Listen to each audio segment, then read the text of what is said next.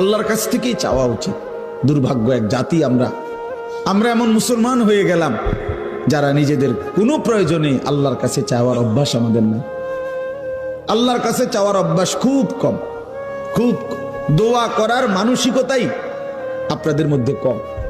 ওই শুধু driver টোকায়, driver মানে হুজুর, হুজুর কেবল হুজুর টোয়া, হুজুর দিয়া দোয়া করানো, হুজুর দিয়া।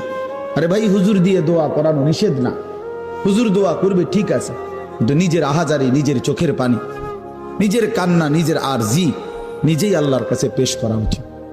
বান্দার কাকুতি মিনতি আল্লাহর খুব পছন্দ, আল্লাহর খুব পছন্দ, আল্লাহ তাআলার খুব পছন্দ। হাদিসে আছে বুখারীতে, ফাওয়াল্লাহি লা ইয়ামাল্লাল্লাহু হাত্তা তামাল্লু।